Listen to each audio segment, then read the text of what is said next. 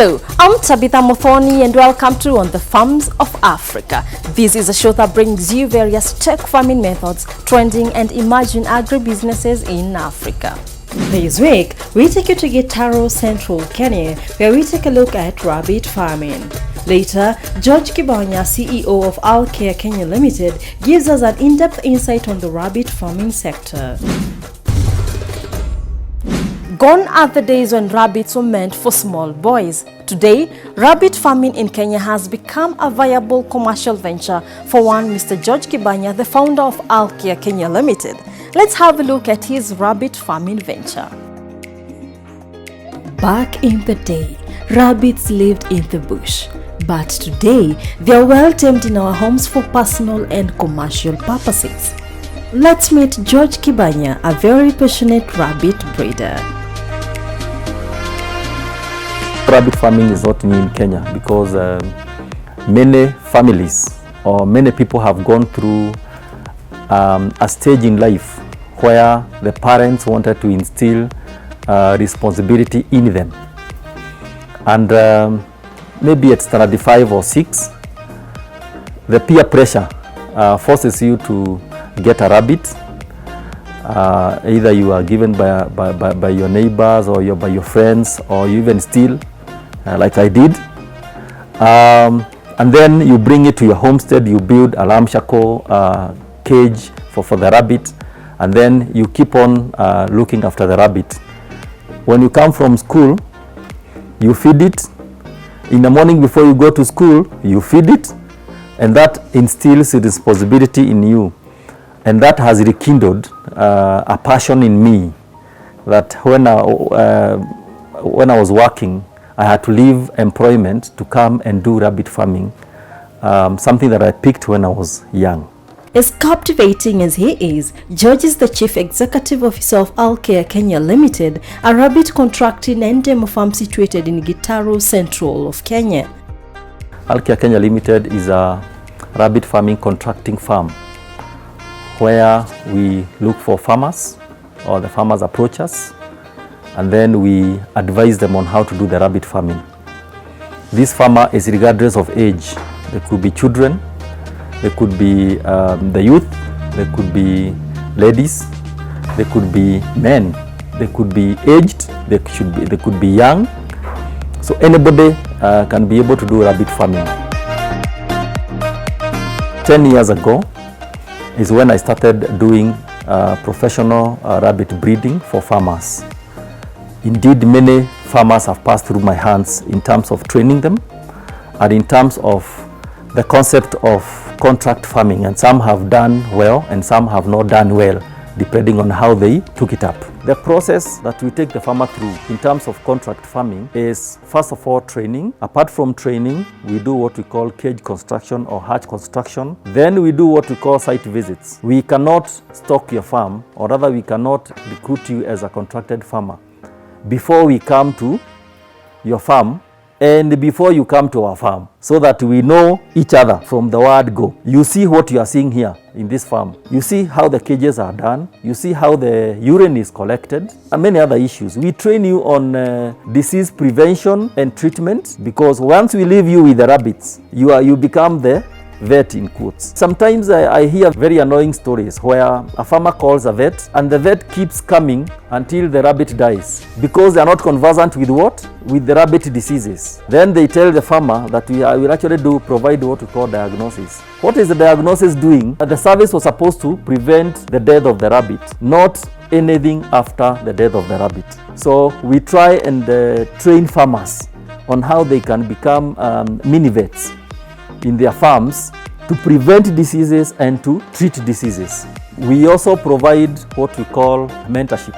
The investor could be not available to look after the animals, so they will leave it to somebody else, and some of them are telephone farmers. So what we do, you bring your caretaker to this farm. Each and every day they wake up and do what our caretakers do. By the time they are going back to your farm, they will be conversant with rabbit farming.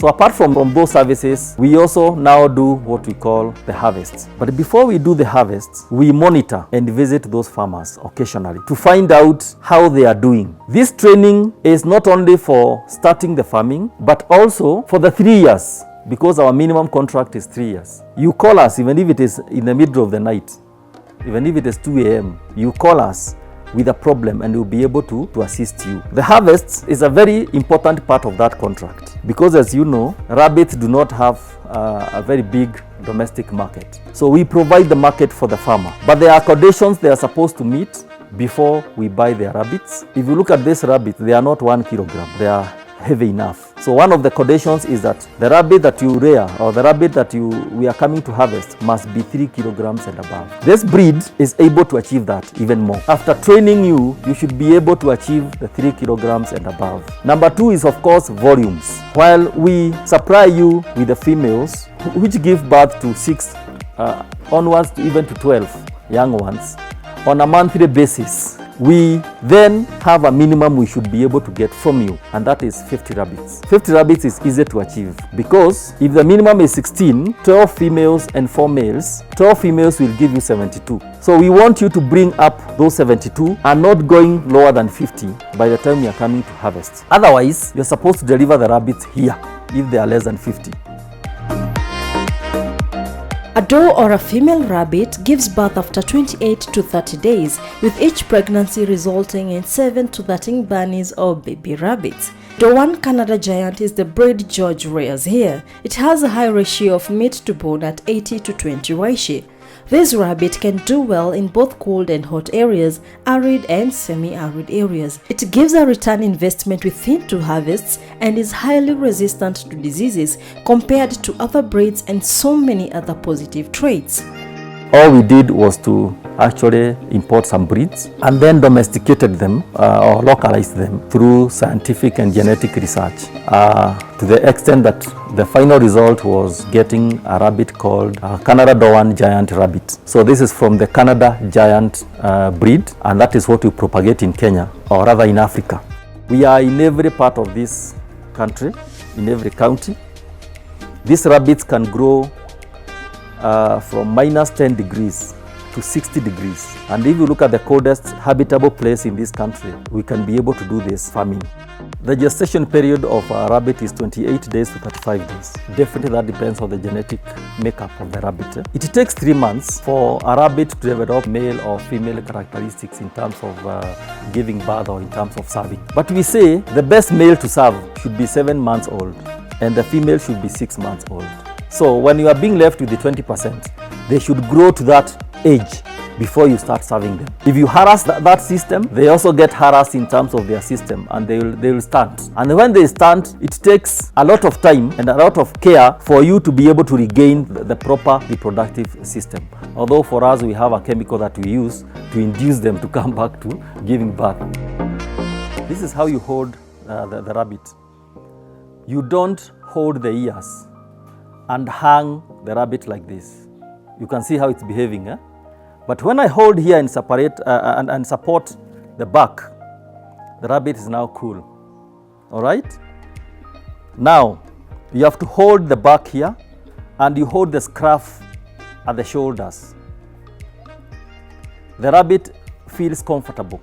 It is not doing what? It's not throwing its tantrums. It is comfortable. Now, if you want to check the gender, you have to check this area. Check the organs. So, yes, this is a male. So, this is a female. Harvest from the farmer, the first thing is to grade those animals. There could be gaps in terms of weight achievement. Some of them we keep them for a little longer and fatten them. Fattening them means them accumulating more muscles because we have what we call fatteners. Others, they go to slaughter for local consumption, all for export. When the farmers are calling you, they want to buy a rabbit, they tell you, I want a big rabbit, or rather a big male. So what do? They just come and give them a big rabbit. They don't even ask you what breed do you have. They don't ask you what do I expect from this breed. They don't even bother the record. Was it sick? So we always advise them. Can we be able to expertly advise you on the kind of rabbits you have, or rather you like to buy?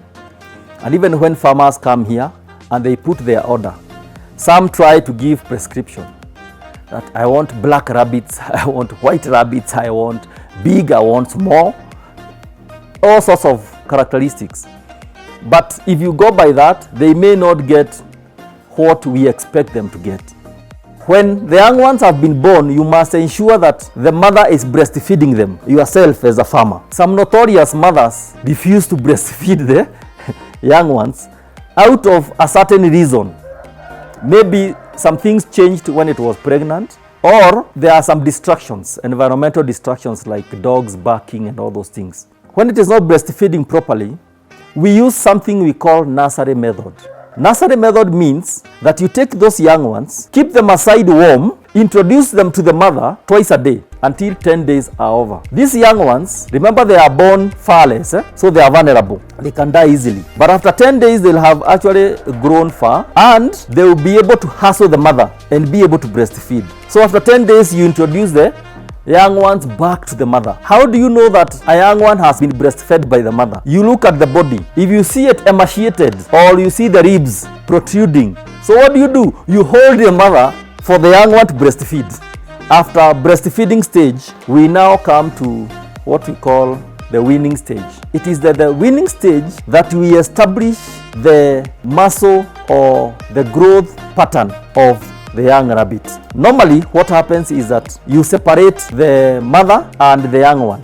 Put the young ones in what we call a wrong room. A farm has the pharmacy. We have the normal cages, we have wrong rooms, and we have quarantine cages. You separate the healthy ones and the sick ones. You put the sick ones here. Children, or what we call bunnies from different mothers, are put in the wrong rooms together to compete in terms of drinking water, in terms of playing, and in terms of feeding.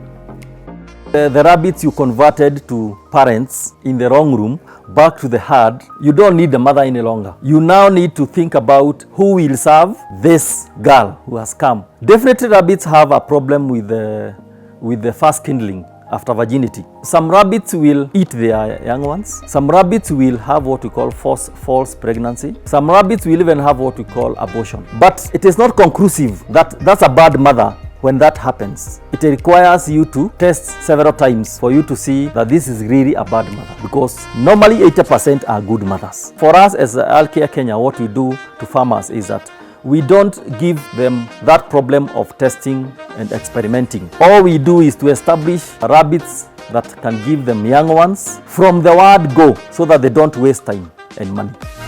We have been able to survive rabbits by about 70-80%. If we did not do the fostering, the survival for the fittest game would have ensured that at least many bunnies would die from one mother. But when you foster, very few die. So that's the way to go. You don't do a pregnancy test on rabbits. But you also need a scientific way of knowing whether the rabbit conceived or not.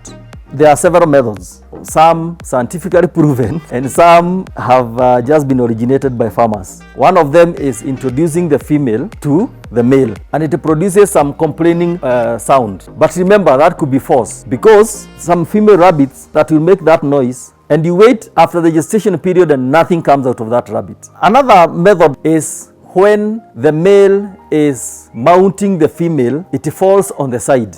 It could fall on the side through a kick. It simply means that when it falls on the side, the female has conceived. That's the belief.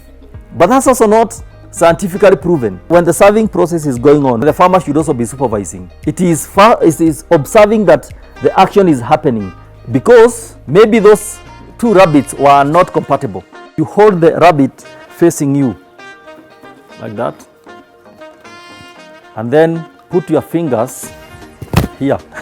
So you must differentiate between droppings, because that's the last stage of the production of the droppings, and you feel the nodules, or you feel the embryo forming after 10 days. These ones have been served for about 3 days, so nothing. But after 10 days, you can be able to feel the embryos lined up, hard, round nodules. So the female rabbit will be rough at the start, but then it will cool down as you continue, feeling filling the nodules. Rabbits love their food and enjoy fresh fruits and vegetables as a part of a balanced diet, as well as plenty of clean water.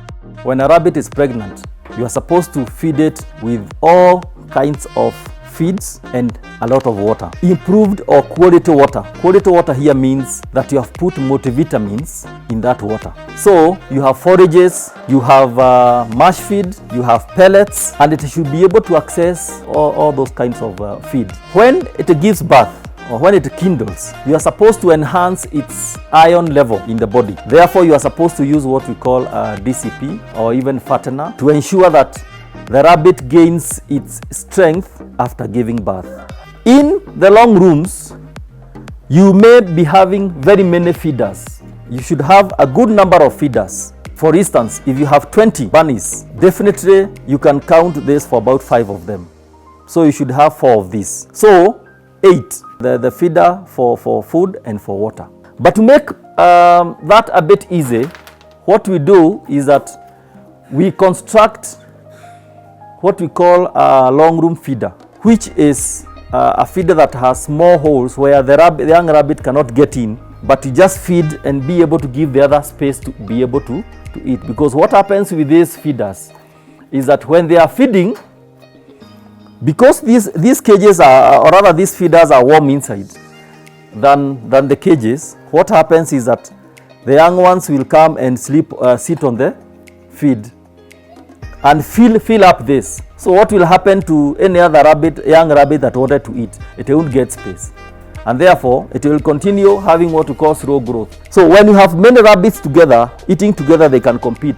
But in that competition, it could bring some negative aspects, where some rabbits here are not eating enough, because there are those which are gluttonous, and there are those which are slow eaters.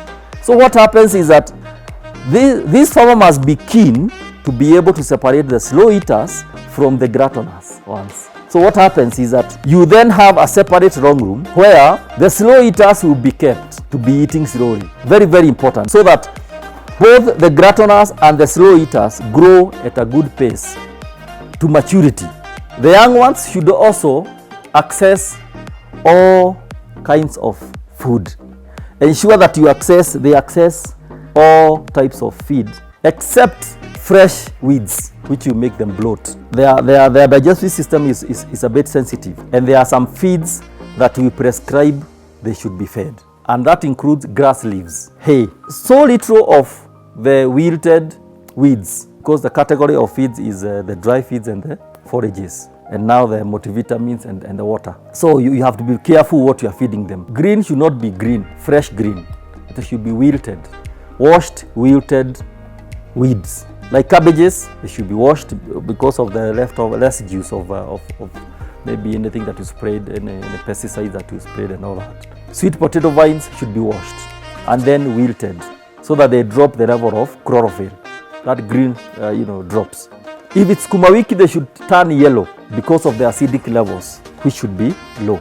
We prefer giving them dry matter. Remember, this animal came from the wilderness. It was domesticated. That domestication meant that in the forests, what is abundant there?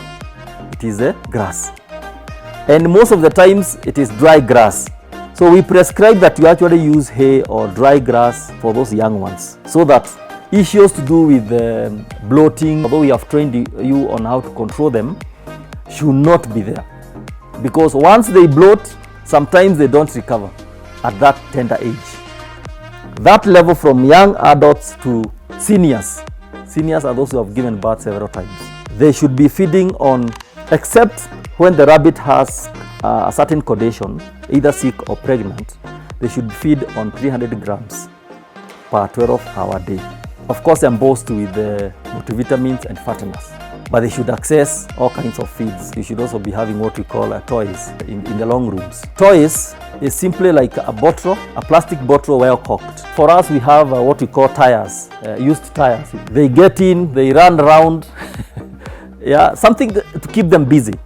With proper care, feeding and timely vaccination, rabbits are less likely to fall ill. But in case that happens, the diseases can be prevented as well as treated. Now we have 5 common diseases in rabbits in Kenya. Most of these diseases can be prevented. They are curable, and I must say this, that the more you prevent diseases in your farm, the way you build the cages and the way you feed your rabbits determines success in rabbit farming in Kenya. The 5 common diseases, one of them is the weepy eye. The weepy eye, you will see white substance coming from the eyes. It can be easily controlled, or rather treated. It's called conjunctivitis, and normally it comes from environmental issues or contamination with a dirty environment. The other common disease is what we call the ear canker. Ear canker is where you see brown substances inside the ear. What happens is that those are dead cells of the ear. It's also easily treatable. You have to press the ear, that substance and the pus comes out before you treat with the liquid paraffin. Very easily treatable. The other disease is coccidiosis that comes from food. And just like in chicken, it is a digestive system problem. And normally with coccidiosis, it can kill your rabbits very fast. So you should change the rabbit, the regime of feeding very fast when you see indications. The other disease that is common when it comes to rabbits is what we call mange. Mange, you will see dusty white flies, or rather mites, that actually start with the nose. They start from the nose, they spread all over to the other parts of the body, including the legs and the ears, at the edges of the ears, where you see very hard scruff here because of the mites. Now, the mites are very easy to control. And why they start with the nose is because the nose is sniffing. Every time it is sniffing to know whether this is food or not food. And now the mites jump to the nose as it is sniffing, okay, through the whiskers here. Those are the common diseases I see with rabbits. Of course, worms may not be so common, but you should deworm your rabbits every 3 months. So there is no reason why a farmer should not be able to achieve rabbit farming in Kenya, just because of those diseases. And that's what we train farmers each and every time, to ensure that they know what is happening with their rabbits. Before we stock a certain farmer's farm, what we do is that we vaccinate the rabbits with vaccines from Australia. These vaccines are not applied through mouth, they are applied through the shoulders. Or between the ear, okay? So you just suckle, and then you have like 3 drops. The bacterial diseases, like ear canker, of course this is for surgery when you're operating the rabbits. This is for pneumonia, it's called pen and stripe. Injectable, you inject through the ear, because that's where you can see the vein, you put in the blood using the needles. So what you do, you just do it.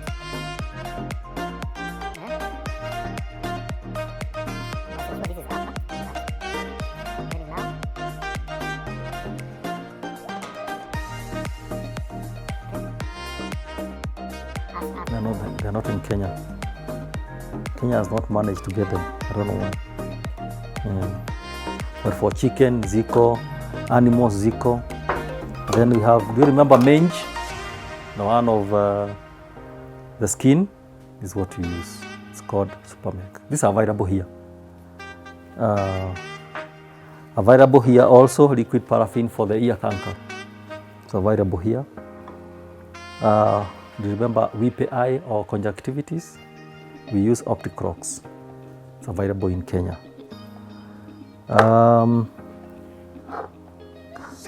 Remember, most of the drugs used for rabbit farming are used for chicken farming or dog farming. There are no rabbit-specific drugs in Kenya. So you simply use the ones for dogs, the ones for chicken, the ones for cows. These are for cows and goats, and you manage. George is highly excited about the end production process. The urine is used as farm fertilizer and in learning institutions, as well as in his demo farm, resulting to increased healthy yields. we examine the urine. You have actually been able to accumulate and test the pH, because you are supposed to give me urine that has pH 8 and 14. What determines the pH? It is the amount of water in the urine. An element of the feed, okay? The feed that pours in when the rabbit is eating is normally deposited below here. All these are samples that I mixed and took for analysis to Kenya Agriculture and Livestock Organization, KARO, for analysis. While you get the analysis of urine itself, then you improve it by adding other additives. Then you take it for analysis again until I achieved a good fertilizer. So the urine that we are now seeing in this room are from 3 farmers. This farmer is in Kiambu, this farmer is in Kinongi area near Naivasha, and this farmer is in Ongata Rongai. We feel in that they have actually delivered the urine, and I pay after 60 days. After knowing the pH level, then we sieve this urine. Why are you sieving? To remove that white substance you are talking about, and also to remove any droppings and any impurities in the urine.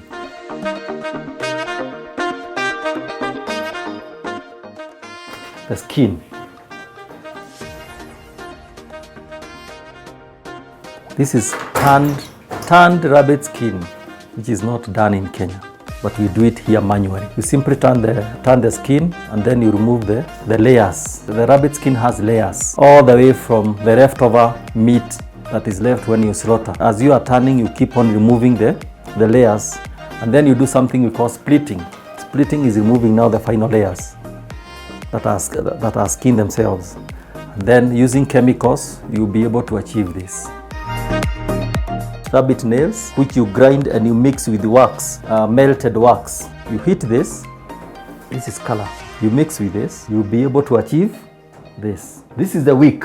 This is what burns with the help of the wax and the fragrance. So this will perfume your house. If you smell, you.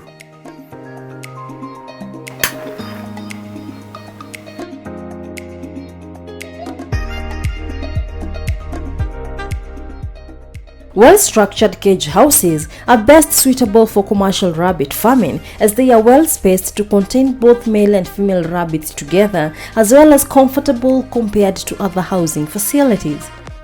Rabbits sit with their hind legs on the ground, but the front legs also touch, so it supports itself on a bending position, not like a cow or a goat which can stand on fours.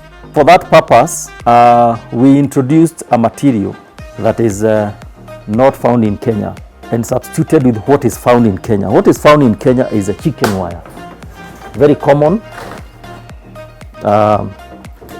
This is very common. This is half inch. Half inch is this hole.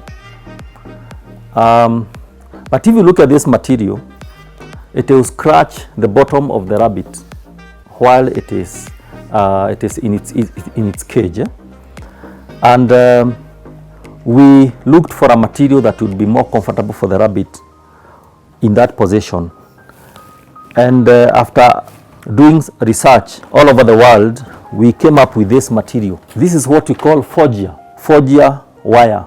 It is PVC coated, and therefore when the rabbit is sitting on this material, it will not get injured. Very, very important. And therefore it won't develop sores, and they'll be comfortable. Both the adult rabbit or a rabbit in any stage of its development. Bunnies perform a dance at night called bunny dance, and while they are playing or they are dancing, they will have a problem with that material, but this material is so comfortable on them. So when you are building the cages, you have to use this on the sides and also on the floor. But you also take care of the environment. If it's so cold, then you have to emboss this with maybe plywood or something that will make that cage more warm. This material is what we use, and because not available in Kenya, what we do is that we import it for farmers. Like this, these 3 rolls are already booked by some farmers. During the contracting, once they are through with the paying and all that, we then build the cages using this material. And note this, a roll of this material is 15,000 shillings. For economy purposes, we advise the farmers to use this material for the floor only. For the sides, we try and advise them to use this material so that they can save on their investment on their assets as they continue building the cages. It is 25 meters length and 4 feet wide. This material is long lasting. It cannot rust. This material enables you to have what we call self-cleaning cage. Self-cleaning cage means that the droppings and the urine are not deposited in the cage where the animal is. As you can see, it is half an inch. The droppings are smaller than half an inch, so they will be able to go through this material. For successful rabbit farming, you need, apart from nutrition and prevention of diseases, construction of the cages becomes very important as a third item in terms of successful rabbit farming. Now,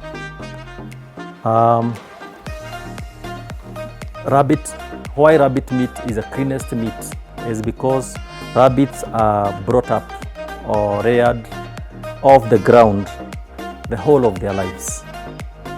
And therefore, when you are building for the rabbits, there is the ideal size of the cage that you need to think about. And the way you build for rabbits is that the cage must be off the ground. Should be 1 foot off the ground, and then you should leave space for you to collect the urine,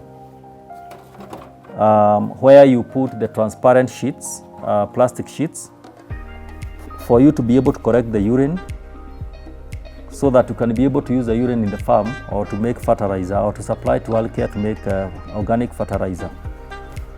So this distance is very, very important so that your sweep or your cleaning equipment can be able to go inside here and be able to remove the waste. That's the urine and also the droppings. But after this area of the liner where you collect the urine and the droppings, you now have to come to where the rabbit sits. And the rabbit sits on a flat floor.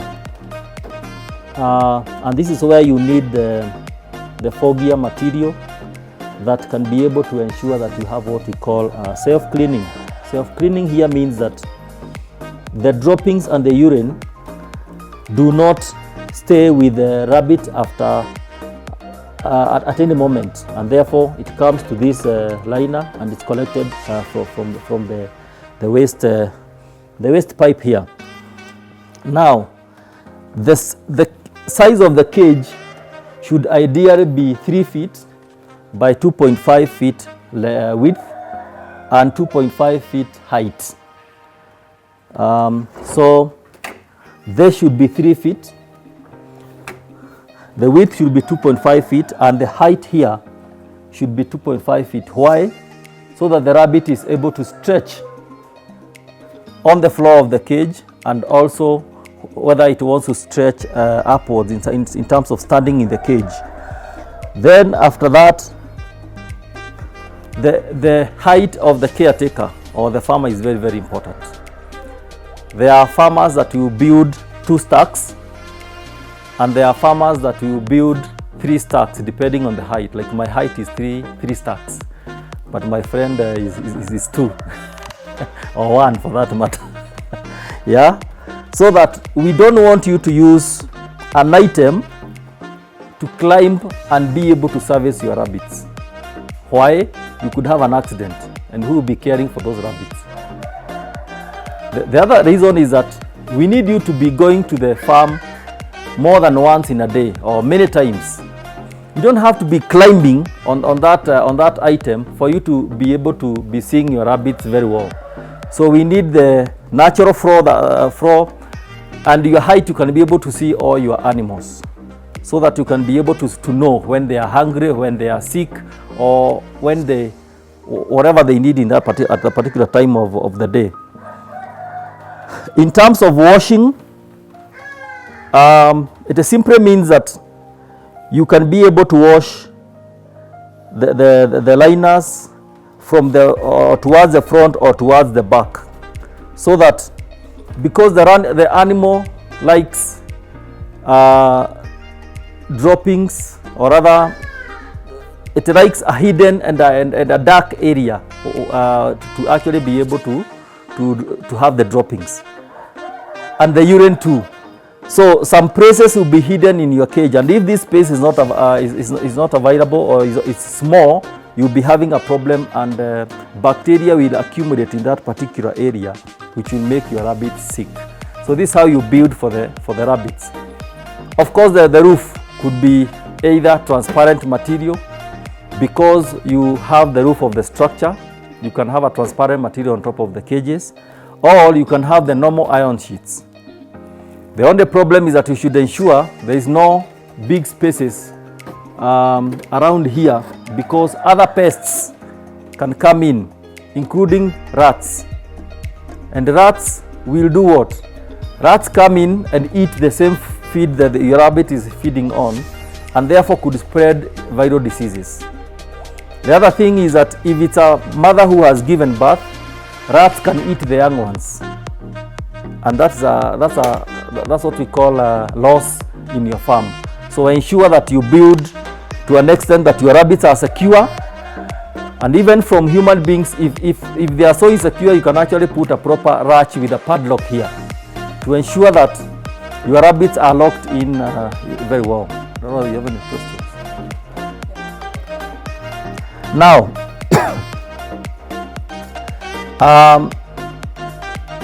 rabbits are susceptible to what we call safari ants, and safari ants may invade your farm at night when you are not in the farm. So we have a way to prevent them from actually destroying, or rather being a problem to your rabbits, and by use of used oil. When you service a car, this is the oil that comes out. And what do?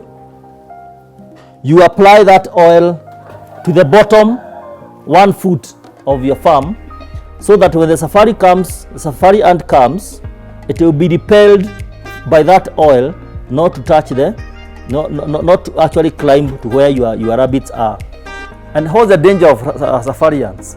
The danger is that they get into the rabbit fur, they access the skin, prick the skin, and then that sore attracts germs. Those germs are what accumulates to the death of your rabbit because of invasion by bacteria. And you see, they can actually go to every rabbit in your farm, and in the morning you will see carcasses.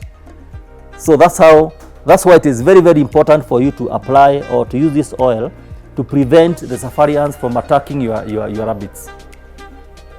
For successful rabbit farming, you need, apart from nutrition and prevention of diseases, construction of the cages becomes very important as a third item in terms of successful rabbit farming. Why rabbit meat is the cleanest meat is because rabbits are brought up or reared off the ground the whole of their lives. The cage must be off the ground, should be 1 foot off the ground, and then you should leave space for you to collect the urine, where you put the transparent sheets, plastic sheets, for you to be able to collect the urine, so that you can be able to use the urine in the farm or to make fertilizer or to supply to Alcare to make organic fertilizer.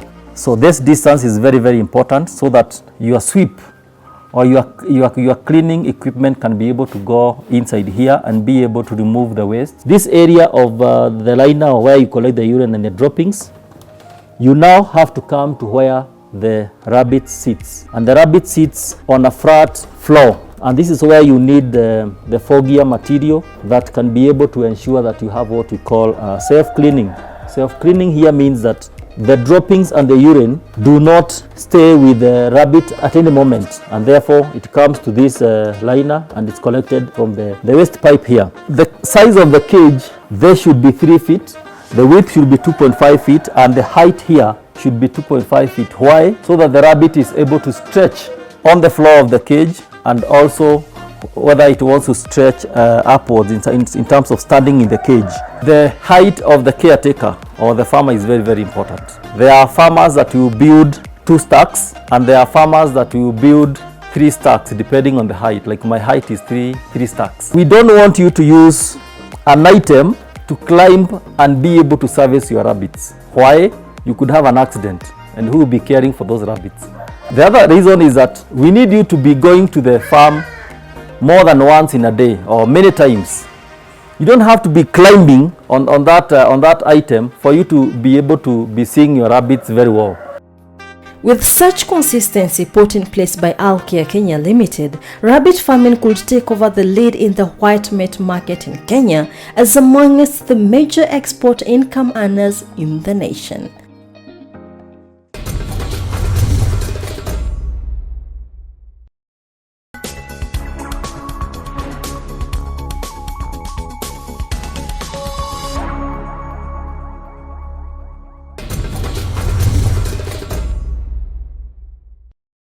George Kibanya has a Bachelor of Arts in Humanities and Social Sciences from the Kenyatta University in Nairobi, Kenya. He also has a Certificate of Proficiency in Insurance from the College of Insurance, Nairobi, Kenya. George has participated in various postgraduate trainings such as the Strategic Leadership Center in Nairobi, Kenya, Global Alliance for Improved Nutrition, ISO Auditor, PricewaterhouseCoopers, British Council from Nairobi, Kenya, amongst others. Professionally, George is a media personality. From 1990 up to 1996, George has worked with the Nation Media Group Ltd as a news correspondent. He has also worked with the Standard Media Group Ltd in various media posts. Currently, he is the Chief Executive Officer of Alcare Kenya Ltd and also participates in various media platforms as a moderator. George, what do I need to start rabbit farming? The first thing that you need to start rabbit farming is passion. You need to like rabbits. The next, of course, thing is resources. You need capital. This capital will buy the breeds themselves. They'll help you in building to come up with the rabbit hatches and the associated materials and equipment for the farming. Apart from that, you need land or space. The space is not that large, it should be a small space. But you also need to ensure that you build the cages according to the space you have, so that it also dictates the number of rabbits that you start with. So basically that is what you need: passion, capital, and space. For me to be a successful rabbit farmer, for commercial purposes, how many rabbits should I start with? Any number of rabbits that you have as a farmer is economical. But when you're thinking about agribusiness or when you're thinking about commercial aspect of rabbit farming, you need volumes. And these volumes start from 50 rabbits and above. So that when you do your calculations, you have a bottom line that is profitable. Yes. But in terms of the young ones, the parents, at least you need 12 females and 4 males for it to be productive, or rather for that farming to be sustainable. And what challenges are facing our rabbit farmers in Kenya? The greatest challenge that is facing these farmers, rabbit farmers in Kenya, is actually attitude. Attitude? Yes, attitude. While Kenyan farmers are used to maybe pyramid schemes, most of the farmers believe you need to do very little to your rabbits for them to give you money, which is a fallacy. There is work to be done in rabbit farming. So put in the right gear for positive attitude, and then don't backslide in between there when you are doing the farming. Don't backslide to indigenous farming. Give your rabbits the best in terms of time and in terms of resources, and you will get results. The second challenge is definitely capital. Not one bank in Kenya has an agriculture related product that suits rabbit farming in Kenya. The normal products that we have from banks in Kenya are not geared towards benefiting the rabbit farmer very much. Indeed, in my practice or in my experience, very few farmers have been loaned by local banks using the farming itself. Farmers will be asked for collaterals, and the people, like especially the youth, do not have collateral, and therefore they end up doing the farming from very little scale, and therefore they will take time before they grow up to commercial rabbit farmers from a commercial point of view. Yes, definitely the other challenges come in issues like diseases. First of all, we do not have rabbit specific drugs in Kenya. We use drugs that are meant for chicken and other bigger animals, and that's a challenge because the farmer may not know what to buy at what particular time.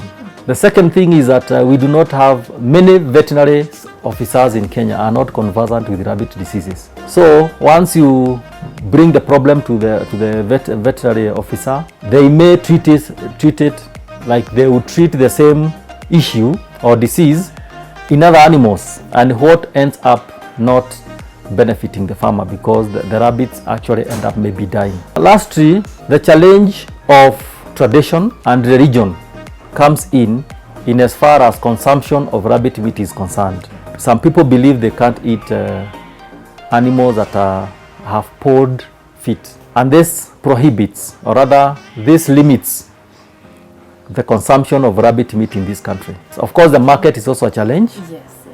Right from indigenous rabbits that are being reared by farmers, all the way to exotic and mixed breed and mixed and pedigrees that we have around in the country do not have a definite external and internal market. If they do, the prices that are accorded those rabbits do not end up being beneficial to the farmer, such that you don't get a profit, you get a loss. And you as Alcare Kenya, what markets do you have, and at how much do you sell your produce? I think the first thing is for me to think, how do I benefit the farmer before I benefit myself?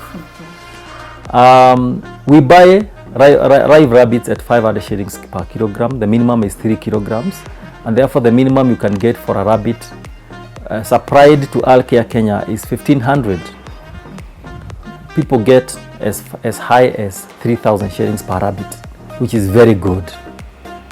But if you do your mathematics well, you do the subsidizing method in terms of feeding very well, you will get profit from rabbit farming. My markets come in two ways: selling the meat and selling the breeds. The breeds are bought by farmers who want to do rabbit farming in Kenya, Uganda, Tanzania, and the whole of Africa. I supply my breed because it's a pedigree breed. Apart from that, we sell young rabbits. Young is the mature adults for which the farmers want to use to grow rabbits. For meat, we sell to local supermarkets, we sell to some butcheries, we sell to some hotels. We also sell the meat as roasted meat or food in bus stages. If you go to Kinoo stage, Muthaiga stage, Rongai stage, you go to Gitaro stage, you go to Kikuyu stage, you go to Thogoto, you go to Dagoretti, you go to Angige, and you go to Ekatano and Rironi all the way to Lemuru. When people are coming from work from 5 p.m, we roast that meat like you see other people doing eggs, and we've actually established royalties. There are some people I see, for some consumers, who pass there every day to taste the rabbit meat, because as we said, it is the best of the white meat. Yeah, and it also makes red days beautiful, as we said. Because of low cholesterol and high levels of protein. Of course, there are people who come here and buy raw meat, but not many, who supply maybe Uganda or Tanzania. Tourist hotels, they come here and buy the meat. So we just slaughter for them and they buy. It is 750 per kilogram. But it's also quality, and for those who want quality, you'll get quality. We have orders for parties, for occasions, for homes, especially in affluent areas like Karen and Muthaiga here, and we stock those fridges each and every week with rabbit meat. All right, so we can say Alcare Kenya is a market for the rabbit farmers. Yes. Because you definitely buy from them. Yes. Rabbits. Yes. Contracted farmers. Yes, contracted farmers. Yes. So what other markets are viable for these upcoming rabbit farmers? Let me say that the market for rabbit meat is your stomach. Anybody who is your contact in your phone right now is actually a target for rabbit meat. And when we do it that way, we will have a bigger market here than the export market that we are having for Canada 3,000 and Italy. The upcoming market is about a container every month. We will have a local market accelerated, and we will not have a problem with rabbit farming in Kenya in terms of markets. Wow. And on that space, what do you think the government can do to implement this? What comes to my mind when it comes to the government, first of all, is to provide for the capacity. The first thing is that market is a challenge in Kenya, but we have all these friends all over the world who are coming here to give us loans. We can actually improve the balance of trade by selling rabbit meat to countries like China, because they are doing our SGR and other projects in this country. Europe, many other countries, the local organizations, the government has various outlets. For instance, Kenya Meat Commission. They should actually have an area where they will be slaughtering rabbit meat, and currently they don't have. We have other parastatals like EPC, who should actually be able to promote rabbit farming in this country, to prepare it for international markets. Believe you me, there is no country in Africa that has ever exported rabbit meat to the European Union since the earth was created. For you to enter that market, it becomes increasingly difficult, because you have to start from the formation point of view, where you build a slaughterhouse. That meat is tested for traceability issues, and before you are given that license to export to European Union. That basically is an environment that government can come in and be able to facilitate. If it's the issue of what we call vaccines, we have Kevevapi, yeah? We have University of Nairobi for research. They should actually come in, do that research and implement the research, because the problem with the research in this country is that you do the research and the research paper is put on the shelves and it's never implemented. The issue is implementation. So the government should come in to promote both internal structures and external structures for us to be able to sell the rabbit meat internationally and nationally. In terms of the basic costs of the farmers, the other day we had the issue of 16%. It has already hit on the farmers right now, because now the claimer is for me to increase the buying price from 500 onwards, because the cost on feeds, the cost on drugs has actually come up.